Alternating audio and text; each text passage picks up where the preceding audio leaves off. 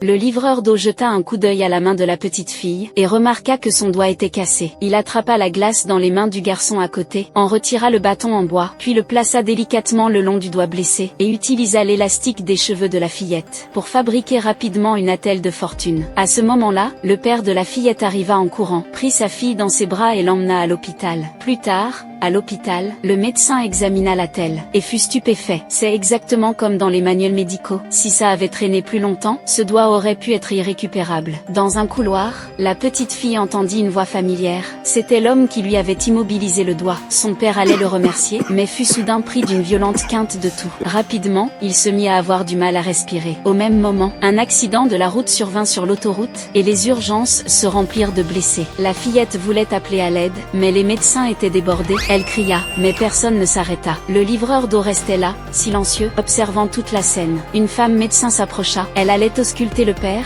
mais une autre équipe l'appela d'urgence ailleurs. Elle demanda à un collègue d'accompagner le père au scanner. Le livreur d'eau, inquiet, les suivit discrètement dans l'ascenseur. Dans l'ascenseur, le père perdit soudain connaissance. Le livreur d'eau et le médecin le soutinrent rapidement et le couchèrent au sol. Le médecin courut chercher du matériel médical, et le livreur posa sa main sur la poitrine du père. À cet instant, des images lui traversèrent l'esprit. Il comprit l'état du cœur de l'homme, un arrêt cardiaque. Le médecin revint avec le respirateur, prêt à intuber, mais le livreur déclara « Vérifiez son cœur, il s'est arrêté ». Au début, le médecin l'ignora, jusqu'à ce que le livreur saisisse l'appareil. Le médecin vérifia alors, constata qu'il avait raison. Ils commencèrent aussitôt un massage cardiaque. Une infirmière apporta un défibrillateur. Le livreur aida aussi aux manœuvres de réanimation. Grâce à son intervention, le père retrouva un rythme cardiaque, mais il fallait l'opérer d'urgence. La salle d'opération était prête, mais le chirurgien principal était introuvable. À cause de l'accident de la route, tous les chirurgiens étaient déjà en intervention. Si on attend encore, il ne survivra pas, dit l'infirmière. La petite fille se tenait là, immobile, les larmes coulant sur son visage. Elle savait que seul cet homme pouvait sauver son père,